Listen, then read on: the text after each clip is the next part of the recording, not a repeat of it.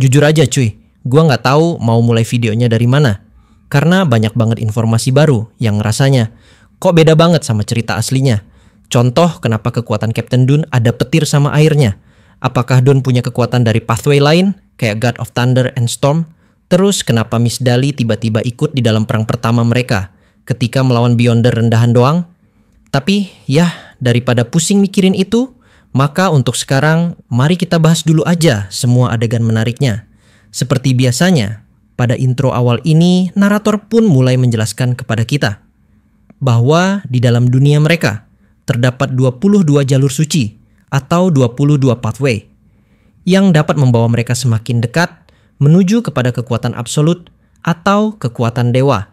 Lalu untuk bisa menggunakan kekuatan dari pathway ini, para calon Beyonder diwajibkan untuk dapat meminum sebuah ramuan khusus. Selanjutnya, perjalanan dari setiap pathway ini dimulai dari sequence 9. Semakin mereka berkembang, maka mereka pun akan bisa naik menuju ke sequence 8, 7, bahkan sampai dengan 1. Pokoknya, semakin kecil nomor sequence-nya, maka semakin besar juga kekuatan dari para Beyonder. Setelah menampilkan intro tersebut, scene pun kini langsung berpindah, di mana pada halaman ini kita pun dapat melihat sama-sama bahwa organisasi dari Nighthawk kini sedang memulai proses interogasi mereka, di mana di dalam praktiknya Dune dan juga Leonard lah yang melakukan investigasi ini. Di momen itu, Captain Dune menggunakan kekuatan Beyonder Sequence 7-nya, yaitu Nightmare. Tujuannya apa? Tujuannya untuk bisa mencari tahu siapa dia sebenarnya dan apa niatnya. Ternyata setelah Captain Dune sudah menggunakan kekuatannya, mereka pun akhirnya sadar bahwa dia adalah anggota dari organisasi rahasia alias Secret Order, dan dia juga memburu notebook milik keluarga Antigonus. Yap, dia bukan satu-satunya yang melakukan hal itu, karena sejatinya hampir semua orang atau semua Beyonder di kota tersebut saat ini sedang mengincar buku catatan Antigonus juga. Dan mereka nggak akan menyerah begitu saja. Jika saat ini Captain Dune dan Leonard sudah dapat menghentikan satu orang, maka ke depannya mereka akan mengirimkan lebih banyak orang untuk dapat mencari buku Antigonus. Oleh karena itu, Captain Dune dan Leonard kini sepakat bahwa mereka harus menyelesaikan masalah ini secepat mungkin sebelum anggota Secret Order lainnya datang dan membuat kekacauan. Lalu pada adegan selanjutnya, muncullah Don Smith lagi yang kebetulan udah ada di dalam ruangannya. Kemudian tepat saat itu juga, ada seseorang yang datang dan memberitahu mereka bahwa Klein telah menemukan petunjuk penting terkait notebook tersebut. Mereka pun langsung menuju ke sebuah tempat di mana seorang wanita atau pria ini ditemukan telah meninggal. Dia sudah lama wafat. Klein merasa ada yang aneh dengan situasi itu. Gara-gara Klein belum terbiasa melihat mayat dalam kondisi seperti ini, Klein pun jadi mual. Hingga di saat yang bersamaan, mereka pun segera memberi Klein sebuah ramuan khusus untuk dihirup agar kondisinya membaik. Wanita tersebut ternyata memiliki seorang anak bernama Ray Bieber, dan ia memiliki kaitan dengan buku catatan Antigonus. Disitulah semua orang mulai sadar bahwa mereka harus segera menemukan Ray. Foto Ray ternyata ada di mantel sang ibu. Kalian pasti masih ingat dari episode sebelumnya bahwa Klein Moretti bisa melacak seseorang hanya dengan benda miliknya. Gara-gara itu, Klein pun segera menempatkan tongkatnya di atas mantel dan foto Ray. Serta tanpa menunggu lama, dia pun langsung menggunakan kekuatan sihirnya untuk dapat melacak. Tapi ketika Klein sedang melakukan ritual, maka tiba-tiba saja tongkatnya malah menjadi tidak terkendali. Bahkan tongkat itu hampir menyerang Klein, namun Dune Smith berhasil menangkapnya tepat waktu. Dune berkata bahwa ada sesuatu yang sangat berbahaya kini sedang terjadi, alias ada sebuah sihir kuat yang mengganggu proses ritual dari mereka. Tapi jangan khawatir, mereka masih punya cara lain, yakni meminta bantuan dari Katedral Suci. Kemudian mereka pun bergegas pergi. Adegan pun berpindah ke depan pintu gerbang dari markas Nighthawk, di mana Dune dan Klein terlihat berdiri bersama. Di sana, Dune memberikan Klein sebuah kalung topas yang akan memperkuat kekuatan ramalannya dan sangat membantu untuk misi hari ini. Ia juga memberitahukan bahwa pihak katedral telah memberikan izin untuk menggunakan artefak tersegel tingkat 2 demi menemukan keberadaan Ray Bieber. Jelas saja artefak ini sangat berbahaya. 3 orang baru pun kini seketika langsung muncul. Dunn memperkenalkan mereka. Yang pertama Ayur, yang kedua Borgia, dan yang ketiga Dali. Dali sebelumnya sudah pernah muncul, jadi Klein pun kenal dengan dia. Menurut Kapten Dunn, misi ini adalah misi berbahaya, di mana mereka akan mempertaruhkan nyawa, alias ini adalah misi hidup dan mati. Lalu perwakilan dari 3 orang ini, mereka pun mulai mengatakan bahwa Sir dengan sequence 9 seperti Klein sekarang tidak boleh ikut. Kenapa? Karena artefak dengan nomor 2049 terlalu berbahaya bagi seseorang di level Klein. Apalagi Klein adalah Beyonder baru. Tapi karena Kapten Dunn percaya dengan kekuatan Klein, maka mereka pun tetap mengizinkan Klein untuk bisa ikut. Sedikit informasi tambahan, Ray Bieber adalah keturunan langsung dari keluarga Antigonus. Itu sebabnya mereka harus segera menemukannya. Artefak 2049 juga diciptakan oleh keluarganya, jadi udah jelas alat ini adalah artefak paling cocok untuk dapat melacak dia. Tim pun memulai ritual, mengangkat tangan dan melakukan gerakan tertentu. Klein kebingungan dan berpikir, apa jangan-jangan artefaknya membunuh orang lewat rasa malu?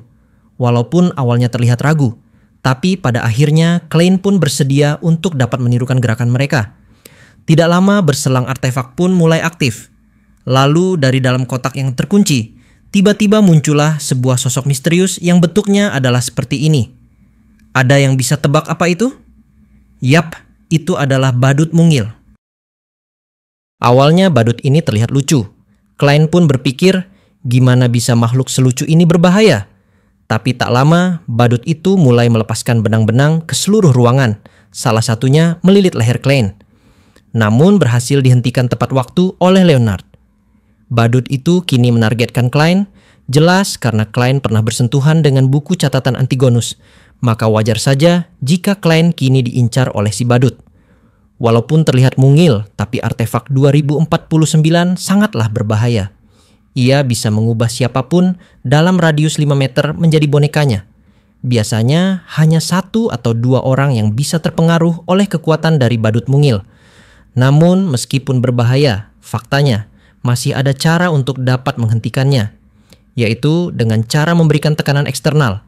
Contohnya adalah ditepok atau disenggol. Dali membuktikannya dengan menyentuh Dunn dan berhasil menyadarkannya. Gampangnya cuy, kekuatan serangan atau sentuhan dari luar bisa digunakan untuk dapat memutus tali sihir dari si badut.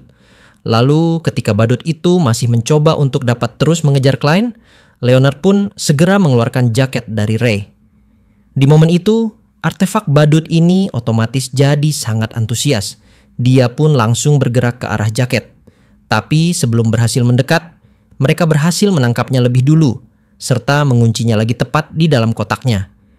Dengan cara seperti ini, mereka pun sekarang jadi bisa melacak keberadaan dari Ray Bieber dengan menggunakan bantuan dari artefak badut mungil. Nah, mulai dari sinilah adegan langsung berpindah ke gudang pelabuhan. Di sana, kita akhirnya melihat Bieber, atau setidaknya sosok yang kita kira dia. Notebook itu menyatu ke dalam tubuhnya, dan dia berubah menjadi monster yang mengerikan. Ada juga sosok pria mirip badut di dekatnya, tidak jelas namanya siapa. Tapi mari kita sebut saja dia The Clown, yang pasti dia adalah utusan dari organisasi rahasia, alias dia adalah anggota dari Secret Order. Kita pun bahkan diperlihatkan tanda di tangannya sebagai bukti. Singkat cerita, setelah melakukan perjalanan singkat, tim pun akhirnya bisa tiba di gudang. Klein menggunakan kalung topasnya untuk mendeteksi bahaya, dan benar saja, pintu terbuka. Menyaksikan aura kegelapan tersebut, semua kuda-kuda yang berada di luar kini langsung melarikan diri. Serta dari balik pintu gudang tersebut, nampak kemunculan dari monster mengerikan yang keluar tepat dari balik kegelapan. Semua orang bersiap. Mereka menyuruh Klein menunggu di belakang, dan juga mereka meminta Klein untuk dapat memprioritaskan keamanannya sendiri. Karena pada dasarnya, makhluk itu sangat berbahaya. Sedangkan Klein adalah seorang Sir, dan Sir tidak memiliki kemampuan pertarungan fisik. Mulai dari sanalah, Mereka pun akhirnya langsung menembak, serta di saat yang bersamaan mereka juga mengeluarkan semua kemampuan mereka.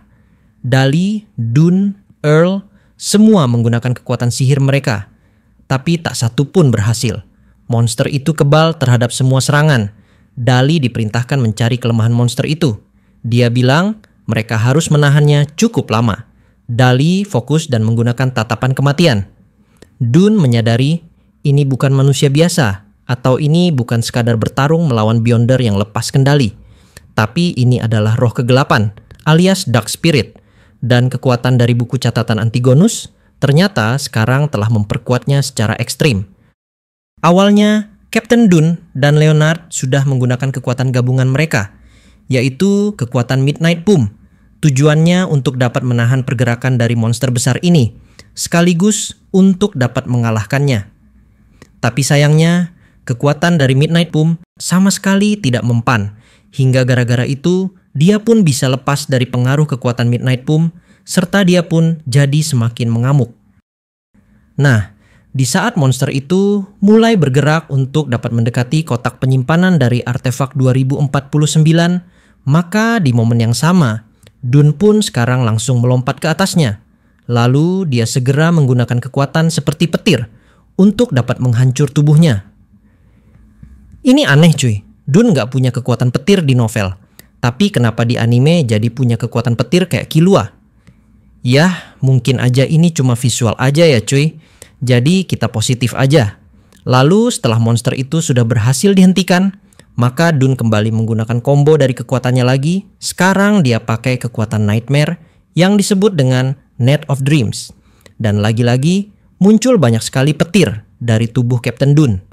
Kemudian setelah terikat dengan kekuatan dari Dune, maka monster besar ini sekarang jadi sama sekali nggak bisa bergerak lagi. Walaupun pada awalnya mereka sudah menganggap bahwa monster besar ini sudah berhasil dihentikan. Tapi pada momen yang sama, buku catatan Antigonus yang ada di dalam perut monster itu, ini otomatis langsung jadi aktif. Akibatnya monster ini jadi masuk mode berserk. Bahkan ikatan kekuatan dari Captain Dune sekarang jadi bisa lepas. Tidak hanya itu, karena di saat yang bersamaan, monster ini berhasil menusuk tubuh dari Captain Dune dengan menggunakan akarnya. Serta Leonard yang ada di sampingnya kini juga bisa dibuat terpental. Sementara monster terus dilawan, Klein melihat notebook berada di dalam perutnya. Semua orang mulai terluka parah. Meski mereka sudah berusaha keras, monster itu tetap mengungguli mereka.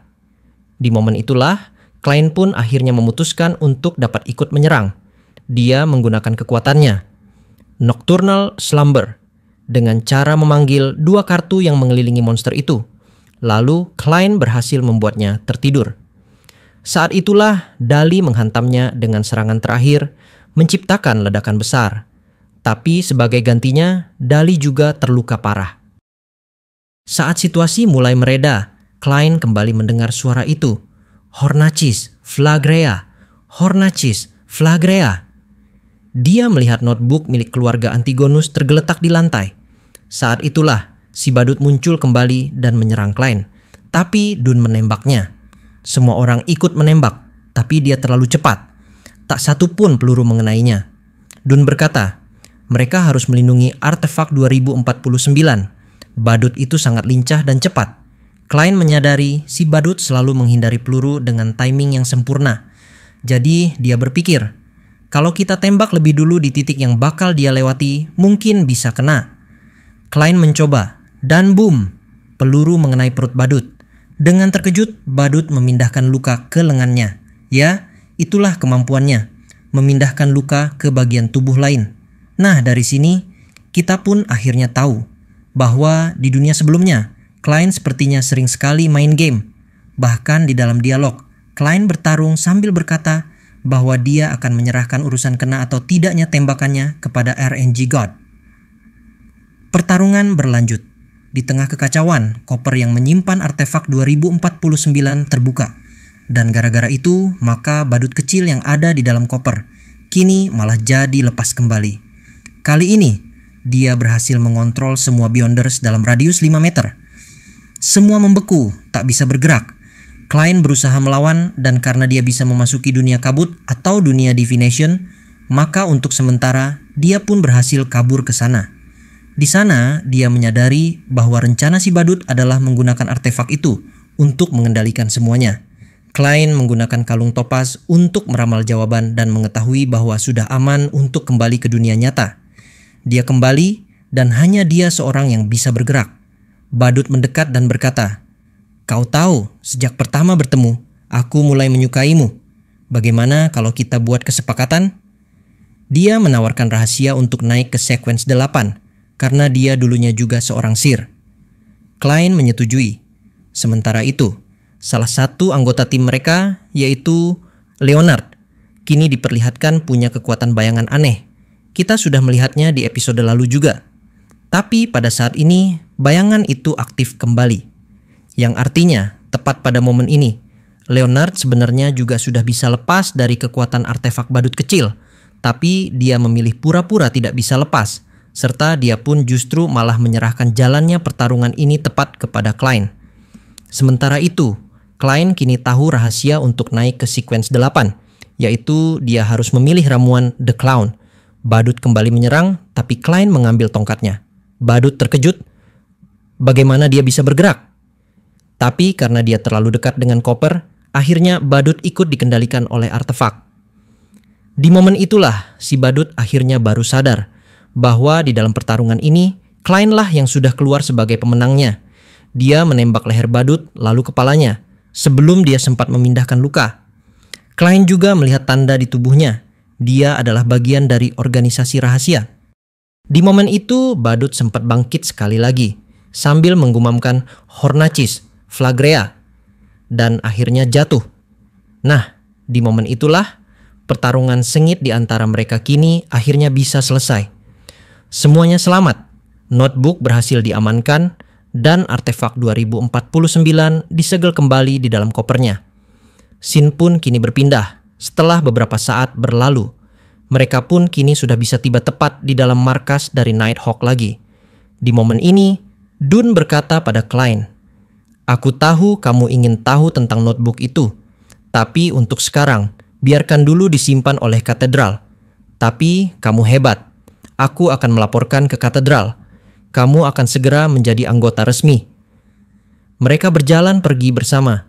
Dalam perjalanan, Klein melihat tubuh badut dan merasa gelisah. Dune berkata, "Kalau kamu yang gak membunuhnya tadi, mungkin sudah banyak yang tewas. Kamu melakukan hal yang benar.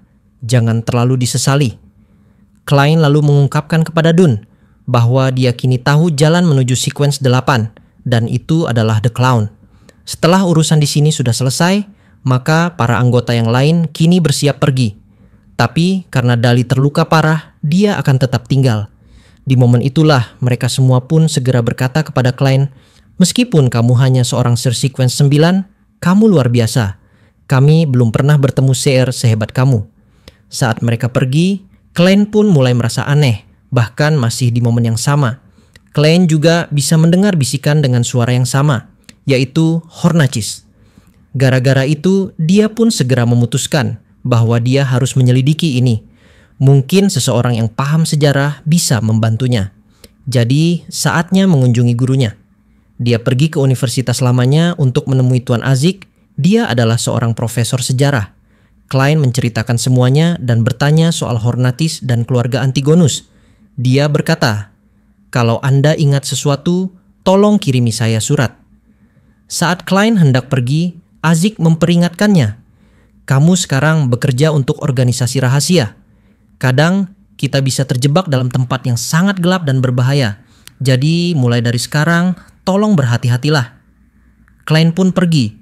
Dan saat itu kita melihat Azik ternyata juga punya kekuatan misterius. Sebuah kerangka aneh muncul dari bayangannya. Dia jelas bukan orang biasa. Sosok yang sangat kuat. Dan disinilah episode ini berakhir. Episode selanjutnya akan tayang minggu depan.